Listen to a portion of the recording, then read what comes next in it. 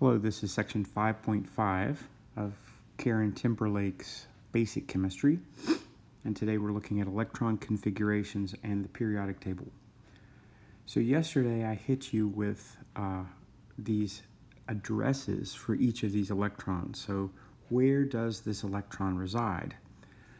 We looked at all kinds of new things. We looked at shells, subshells, orbitals, and a lot of it's very confusing. I think this section actually helps you to understand much better. So let me present you with some new material that may help, and then we'll try to put together and do some review, and it may just glue this together, possibly. Okay, so do a little bit of review. So an S level, okay, an S level is the first subshell that you're going to have inside a shell where electrons are going to reside. So those regions of space around the outside or around the nucleus in which electrons are found to exist. So if you are going to put an electron, you're going to put an electron in the S. If you have a shell that has more than 2 electrons in it, then you're going to need to have more than one subshell. So then you'll have an S and a P. As you have a shell that has more electrons still, because remember, every shell that goes away from the nucleus, every subsequent shell is going to have more electrons in it. Okay, so if the S subshell is full and the P subshell is full, the next subshell is a D. When the D subshell is full, the next subshell is an F. And in the case of 118 atoms, 118 types of different elements, the S, P, D, and F are all the subshells necessary to fill everything. Okay, so there isn't any other subshells required because we only have 118 so far that are known or that we've made. So within these subshells, you are going to have even smaller areas in which 2 electrons will always be found. And those 2 electrons are trying to stay away from each other as much as possible. One is spinning in one direction, the other is spinning in another, and they're always as far away from each other as is possible. So those are called orbitals. And an orbital, remember, was a room for 2 college girls that hate each other but have to live together. One electron is depicted by an up arrow. It's going to be rotating in one direction, say clockwise. The other is going to be a down arrow, which is going to be maybe counterclockwise. So these 2 electrons are going to be as far away in space as they can be from each other and spinning in different directions. Okay, so there's a magnetic field involved with this. When you have a spinning, essentially magnet, you're going to end up with some magnetic field that can then induce electric field and all kinds of things that we can explain with in terms of materials. Why something can conduct electricity, why can something be made a magnet. A lot of this can be described, at least basically, by these, where are the electrons and how many electrons are there in that particular element. So these orbitals are part of the subshells. So within the S subshell, there's only 1 orbital. Within the P subshell, there are 3. There are 5 in the D, and there are 7 in the F. So that means that energy-wise, you're going to have an S, which has only 1 subshell, or 1 orbital. Then higher energy than that, you're going to have 3 P's at equal energy. Then further up, you're going to have 5 D's, and then 7 F's.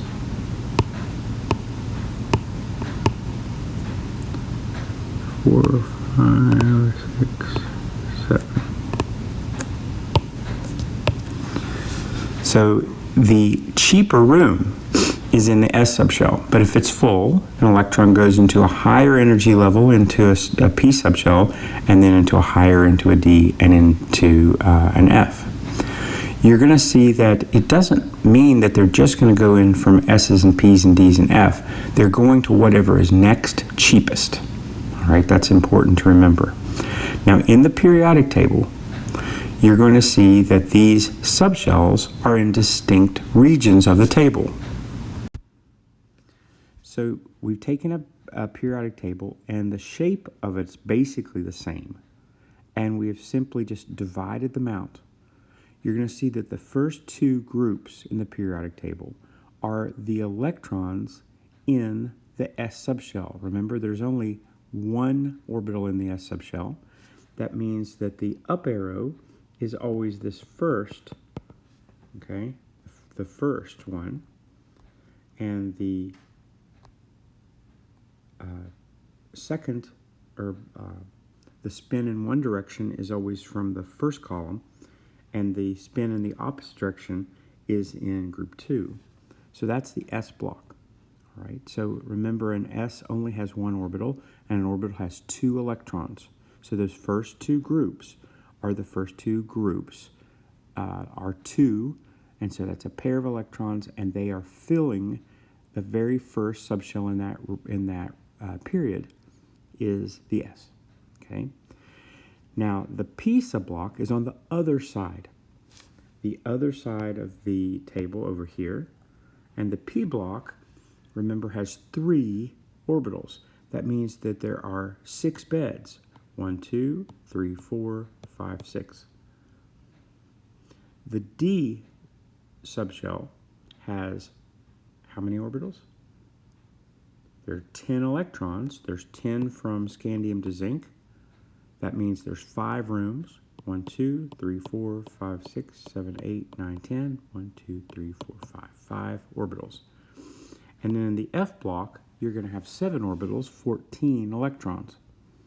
So just knowing that really does help me to have this idea of where are the electrons, because the reason it's important is because they will always follow the cheapest energy path.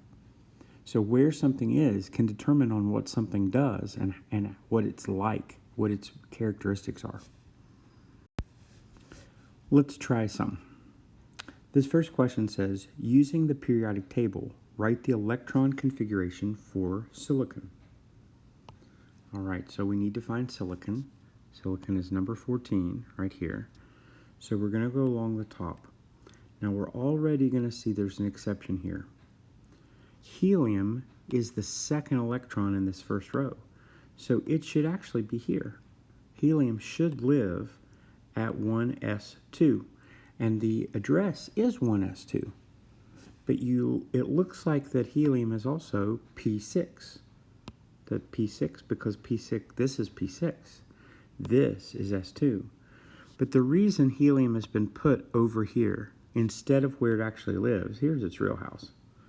It's put over here because it's full.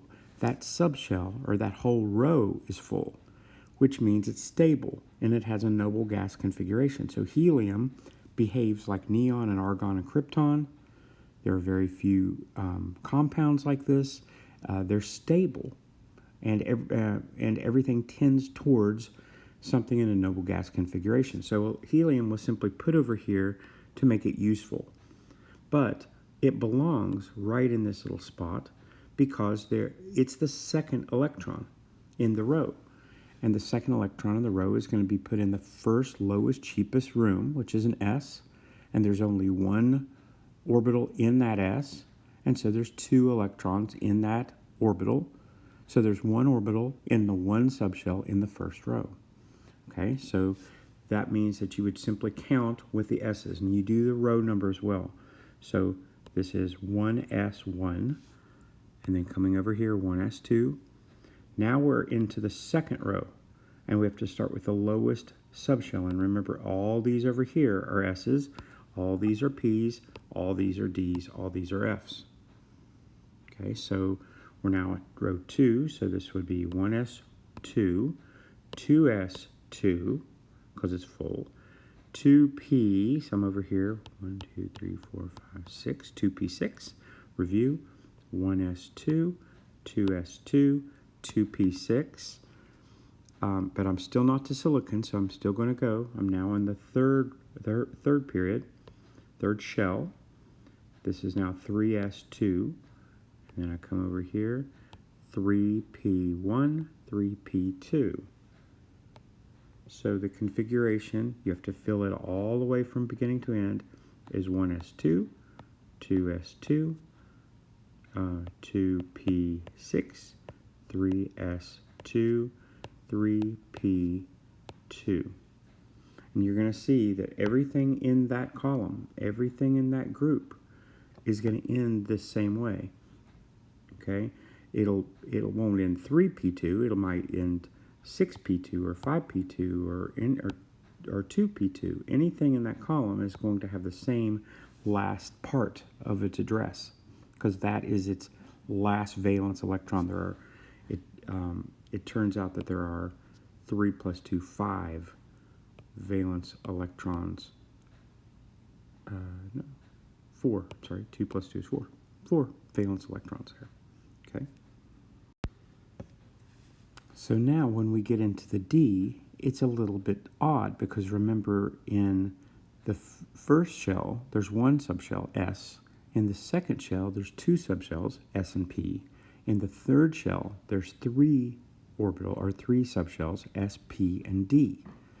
But when I look at the periodic table itself, the D doesn't start until the fourth period, the fourth shell. But this is a 3D1, because Ds start in the third shell. That means that this is in the fourth shell, potassium's in the fourth shell, calcium's in the fourth shell, scandium's in the third shell. So all this block, in terms of where it lives, is energy-wise put in order. But where it actually resides, this shell begins in the third, so that's a 3D1. This is a 4D1. This is a 5D1. This is a 6D1. Do you see all the Ds are one off? So instead of 3D1 being up here in the third row of the periodic table, it's still in the third shell of electrons, but it's in the fourth row, because we're going to see that in reality, the cheaper room is 4s. The 4s subshell is cheaper for that electron to reside in than the 3d. So instead of going 3s, 3p, 3d, the rooms in order of cheapness is 3s, cheaper, 3p, that's a little more expensive energy-wise, 4s is a little more expensive, and now we go back into 3d. Once we're back into P, we're still in the fourth row. So this is fourth shell, third shell, back to fourth shell.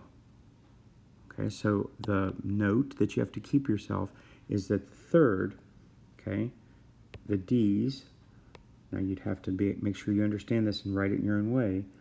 The D is one row, if you want to think of it as row, off. Okay, it's one row off. So it's in the third shell, but it's written after calcium, because it's the very next cheapest room, more expensive, very next highest expensive. Okay, so you're going to see that instead of going from up here to 3p6 to 3d1, it's actually 3p6 going to 4s1, 4s2, then 3d1 as it continues.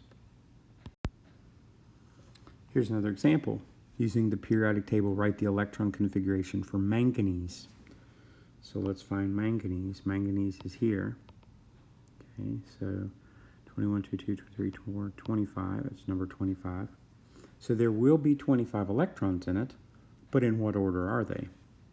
So you have to start at the beginning again. All right, so you're starting up here, and we start with 1s and fill it 2. So that's the helium. Now we're at lithium and beryllium. We're in row 2, shell 2, and we start with the S subshell and fill it at beryllium. Now we jump over to boron, and now we're in 2p, and there are 6 there to neon, so it fills with 2p6. We then go to 3s2, that fills at magnesium in row 2. Then we go across the gap to aluminum, that's 3p6, and we're now at argon. Now we're not immediately going to 3D, okay? Just keep going. This is one line, believe it or not. This is now 4s2.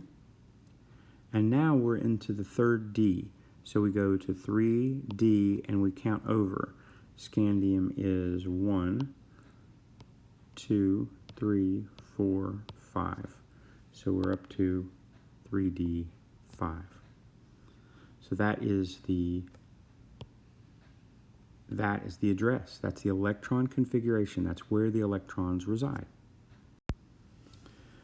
Here's another example. Using the periodic table, write the electron configuration for iodine. All right, so we find iodine. Iodine is here.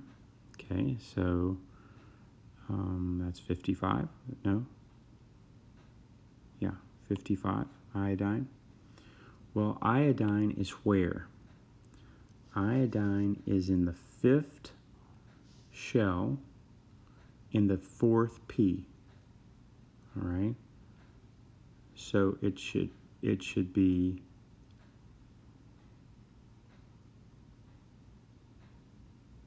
1, 2, 3, 4, 5. No, 5th P. So it's in the 5th shell, and it's the 5th P over. So it should end 5p5. Okay, that's where it should end. Already I know that, even without going and doing all the rest, that's 5p5. So how do I get to 5p5, filling everything in order? All right, so I'll start in the first. Here's hydrogen, helium, 1s2. Then here's lithium and beryllium, 2s2. Here's boron through neon, 2p6. Here's sodium and magnesium, 3s2. Jumping over to aluminum, 3p6 is aluminum to argon. Now 4s2 is potassium and calcium. Then we have to do all of the third D, the 3D, so 3D10, that goes to zinc. Now we're back into row 4, or shell 4, and that's gallium through krypton, it's 4p6. And now we're in the 5th shell, so this is rubidium and strontium, that's 5s2. Now we're back into the Ds. Remember, we've already used 3, now we're using 4, because remember 4 is always 1 off, 1 less. The D shell is always 1 less than the row it's in, so 4D10. That'll take us to cadmium. And now we're in the next P, so we're back into shell 5, but I just need 5, so it's just to iodine, so it's not all the way to xenon. So 5p5. Now I want to introduce an exception, something that's just a little weird that you didn't expect, and I'll give you the reason for it. It actually is very logical, but I remember the first time I learned this, it just made me want to cry. But you're not going to cry. You're much tougher than me. So let's look at once we get to D, so the third D shell. So we're coming along, we're filling electron orbitals, we're filling all the subshells. We get to 4s, and we have 4s1, 4s2, 3D1, 2, 3, 4, 5, 6, 7, 8, 9. Okay. 3D9. No big deal. Up to there, it's fine. Ask yourself if that makes sense. 1s2, 2s2, 2p6, 3s2, 3p6, 4s2, 3d9. Okay. Now, once you get to zinc, you're going to have 4s2, 3d10. What you're going to see is copper is an exception. Copper is a little bit weird. So there are 9 here, but it wants to be 10. Okay?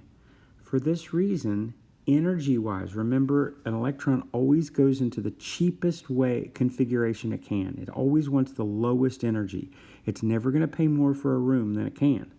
It will always pay the lowest price energy-wise. Okay, so it just happens this way. It's not like there's laws that these electrons are following. They simply are trying to get at the lowest, cheapest, easiest. Okay, water always falls to the bottom. It doesn't just get almost to the bottom and then just hang out in the air. It will always fall all the way to the floor. So what's going to happen with copper is that energy-wise, it's cheaper to have a full orbital, a full subshell full than it is to have, in this case, almost full. It's cheaper to have 10 of these Ds than to have 9. Okay?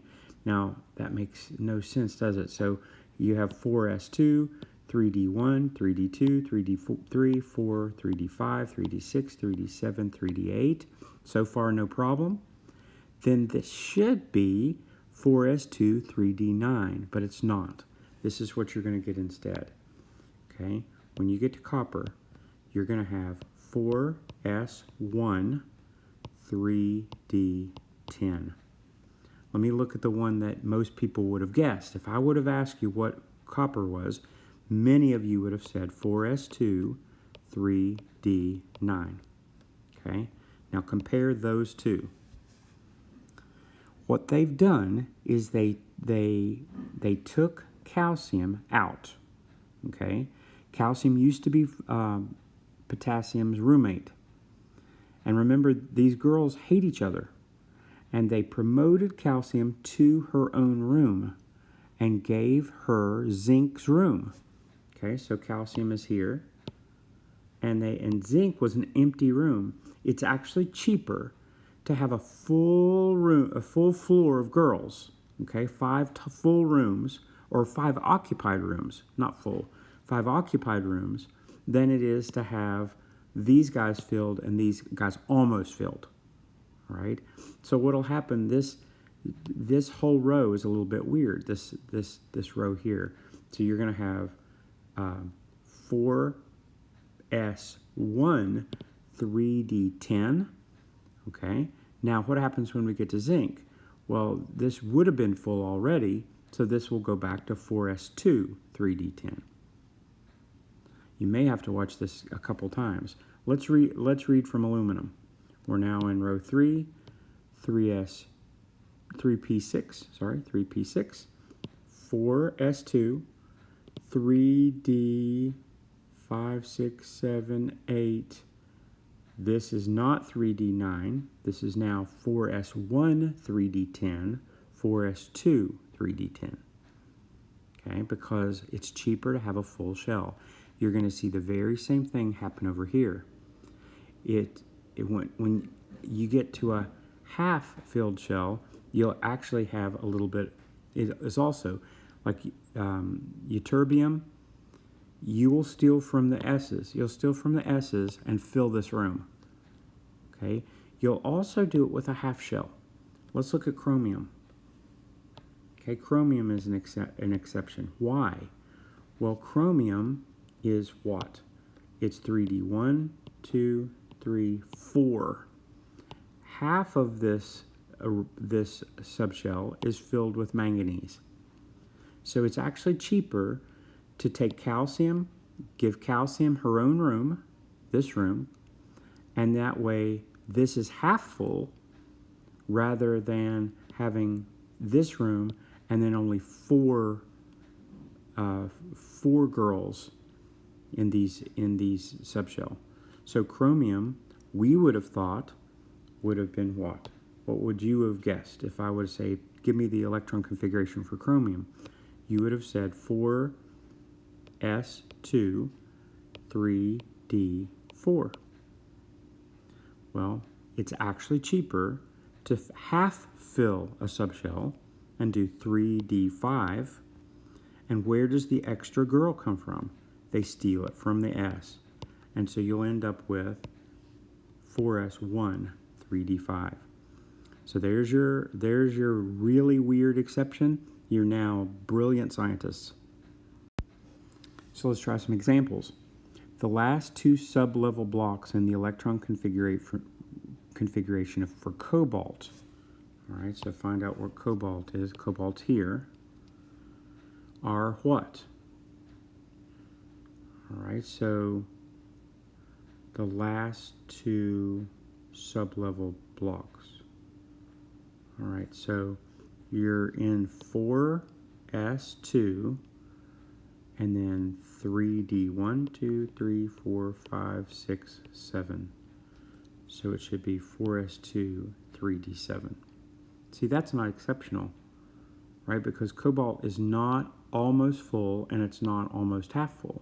It's somewhere in the middle, so it would be normal. It would be, you'd fill the S, then you'd go back into the 3Ds and go as far as you want. How about B? The last three sub-level blocks for configuration of 10. All right, here's 10. That means you're going to do 5s2, 4d10, and then back to 5p1, p2, p3. Okay.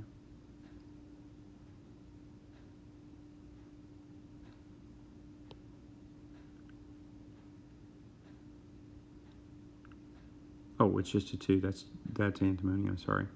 10 is here, so it would be 5s2. I was wondering what was wrong. Okay, so this would be 5s2, 4d10, 5d2. So that's 2. Solution. Using the periodic table, write the electron configuration for and abbreviated configuration for each of the following elements. So we want zinc. Okay, so zinc is number 30 there. It's the end of the D's.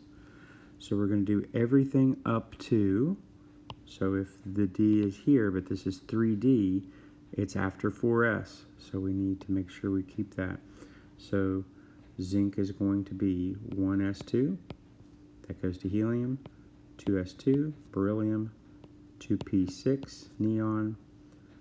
3s2, magnesium. 3p6, we're at argon. What are we doing, zinc? Then 4s2, that's calcium, and then 3d10 is zinc. So what's the abbreviated one? We're going to go back up to the previous row and do argon in brackets. So this is argon, and then do the rest. Okay, argon is the end of 3p6, so then you're just going to do the end of this. So it's argon, 4s2, 3d10. So it makes it much faster. All right. How about strontium? Well, where's strontium? Strontium's here. It's in 5s2. Okay, so we'll do, I'm just going to keep going. So we have all of this, 3d10. I'll let you write it. I don't have to. Okay, so that's zinc. Okay, 3d10, and then we're back into 4p6. That's as far as krypton, and then 5s2 is strontium. All right, and then for the abbreviated one, we're just, if we're already at strontium, we're just going to come back here to krypton, and that is krypton 5s2. You see how some of these can be very, very short. All right, so this is the abbreviated one. I'll let you do iodine on your own. Thanks. So here's the answers to those previous. Okay, so iodine is krypton configuration 5s2, 4d10, 5p5. Give the symbol of the element that has this configuration. So we're going to start at argon, okay, and then go 4s, 3d6, 1, 2, 3, 4, 5, 6. So that is iron. 4 3p electrons. All right, so I want 3p, and I only want 4. Goes to sulfur. I hope this is clicking to you. This could possibly click. 2 electrons in the 4d. Okay. Well, where's 4d? Remember, here's your d's. Here's 3d. Here's 4d. Okay, and I want 2 electrons. All right, so that would be here. Zirconium. And then the electron configuration, I just jumped to the end. 4s2, 3d2. 4s2, 3d2. Titanium. Hope it's making some sense to you. Here's your answers if you want to check it. Thank you very much.